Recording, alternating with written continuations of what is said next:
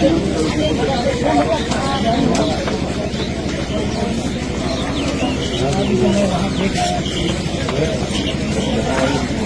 नमस्कार, मैं हूं शीतला तिवारी। आइए चलते हैं प्रयागराज। प्रयागराज में माफिया अतीक का नाम तो आपने खूब सुना है। अब माफिया अतीक अहमद और उनके भाई अशरफ अब इस दुनिया में नहीं है। अब एक नाम का जिक्र चल रहा है, शाइस्ता परवीन।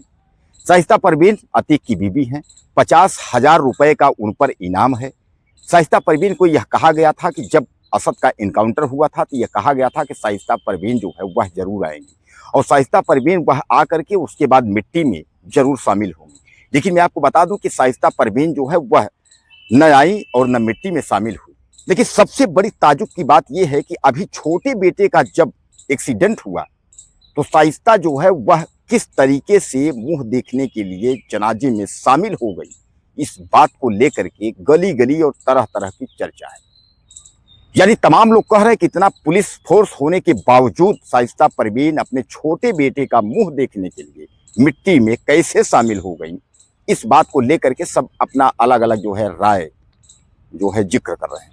इसी बारे में बृहद बारे में हम आज आपसे जो है चर्चा करेंगे कि शाइस्ता परवीन जो है किस तरह से वह मिट्टी में शामिल हुई और 50,000 की इनामी थी और पुलिस की आंख में धूल झोंक करके वह किस तरीके से वापस चली गई। आप सुनेंगे तो आपके होश उड़ जाएंगे। पूरा वीडियो आप लास्ट तक देखेंगे तो आपके समझ में आ जाएगा। दोस्तों मैं आपको बता दूं कि जब से उमेश पाल के गवाह जो है राजू पाल के गवाह उमेश पाल की हत्या हुई, उसमें जो 2 पुलिस वाले भी मारे गए थे, उस हत्या के बाद से जो है अतीक अहमद के साम्राज्य का जो है पतन हो गया था।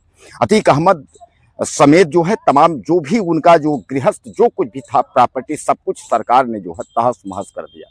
अतीक और उनके अशरफ जो है उनके भाई के आपने देखा था कि रहस्यमयी स्थिति में जो है किस तरीके से वहाँ मेडिकल ले गए थे और उसके बाद जांच कराने के लिए, और वहाँ ताबड़तोड़ जो है कुछ बदमाशों ने जो है फायरिंग की और उसके बाद जो है उनकी मौत हो गई। उसके बाद जो है उनका लड़का जो है असद जो है वह भी चूंकि उसमें आरोपी था और उमेश पाल मामले में बहरहाल यह लोग तो जेल में थे। अब उसके बाद असद का इनकाउंटर झांसी में हुआ था। असद के साथ भी जो है 1-2 इनकाउंटर हुए थे, लेकिन उमेश पाल हत्याकांड में जितने शामिल हुए थे बदमाश सभी का इनकाउंटर हुआ था, केवल गुड्डू मुस्लिम को छोड़ करके। दरअसल गुड्डू मुस्लिम जो है वो भी फरार हो गया। शाइस्ता जो है बेगम यानी शाइस्ता परवीन जो अतीक की बीबी है, तो शाइस्ता 50,000 की इनामी वह भी है, गुड्डू मुस्लिम के ऊपर भी इनाम है। यह दोनों जो है फरार हैं, जो कि आज तक इन लोगों को पता नहीं चला। अब दोस्तों जब असद का इनकाउंटर हुआ तो उस समय यह लगा था कि कहीं ना कहीं शाइस्ता परवीन जो है वह एक बार आएगी और आ करके उसके बाद जो है वह शायद हो सकता है कि सरेंडर करे, लेकिन उसने सरेंडर नहीं किया और न तो पुलिस से कहीं उसकी साठगांठ हुई, ऐसी कोई बात भी नहीं हुई। यानी सीधे सीधे आप समझ लीजिए कि कहीं ना कहीं जो है इसमें चाहे आप लापरवाही मानिए यूपी पुलिस का, योगी पुलिस का लापरवाही मान लीजिए, या फिर ये मान के चलिए कि कितनी बड़ी सातिर है कि वह कहाँ गायब है। यानी असद के इनकाउंटर के बाद जो है ऐसा कुछ नहीं हुआ कि शाइस्ता परवीन जो है वह मिट्टी में शामिल हो। उसके पहले भी लोगों ने यह कहा था कि अतीक अहमद और अशरफ वाले में कार्यक्रम में भी जो है शाइस्ता परवीन आ सकती है, कोई अता पता नहीं। लेकिन अभी जो एक्सीडेंट में यानी जो है इन सबसे छोटे बेटे की जब मौत हुई अरमान की, तो अब उसमें कहा यह जा रहा है कि शाइस्ता परवीन जो है वह आई थी और भारी जुलूम था। दरअसल औरतों का जो है बुरके में काफ़ी सारी औरतें जो है मिट्टी देने के लिए आई थी और उसी में शाइस्ता परवीन भी आई थी और बच्चे का अपने बेटे का मुंह देखकर उसके बाद मिट्टी दे करके उसके बाद चली गई थी। ऐसा जो है सोशल मीडिया से लेकर के तमाम टेलीविजन चैनल पे जो है ये खबरें तैर रही हैं। लोग सब अपनी जो है तरह तरह की बातें कर रहे हैं, अलग अलग बातें कर रहे हैं कि इस तरीके की जो है ऐसा हुआ और शाइस्ता परवीन जो है वो आई, उसके बाद वो आ करके और बच्चे का अपने जो है बेटे का मुंह देखी, उसके बाद उसका चेहरा के बाद फिर जो है उसने मिट्टी दी और उसके साथ तमाम जो है औरतें थी, तमाम महिलाएं बुरके में थी, इसलिए प्रशासन को पहचानने में मुश्किल हो गई।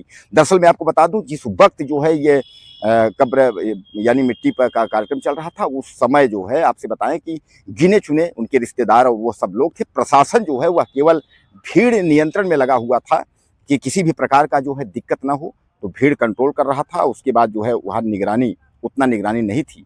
लेकिन अब इस पर जो है ये दावा किया जा रहा है कि 50,000 की इनामी शाइस्ता परवीन जो है वह आ करके उसके बाद वापस चली गई और पुलिस जो है क्यों चौकन्ना नहीं हुई, पुलिस ने जो है क्यों उसको गिरफ्तार नहीं किया। ऐसी खबरें जो है सरासर जो है चल रही हैं चैनलों पे, लोग लिख रहे हैं तमाम अलग अलग जो है अपनी राय लिख रहे हैं। कोई कुछ लिख रहा है कि बच्चे को देखने आई थी, तो ये सब जो है कहने का तात्पर्य।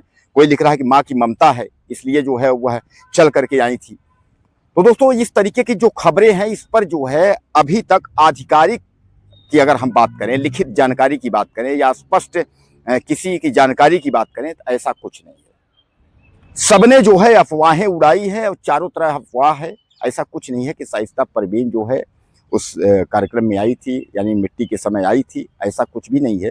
क्योंकि मैं आपको बता दूं कि हर चैनल पर, यूट्यूब पर या आप देखेंगे कहीं कोई लिख रहा है कि शाइस्ता परवीन जो है गिरफ्तार हो गई, कोई लिख रहा है मुठभेड़ हो गया, कोई कह रहा है कि वो पकड़ी गई, कोई कह रहा है आएगी। यानी कहने का तात्पर्य यह है जिसके जो मन में आ रहा है वो अपना जो है लिख रहा है।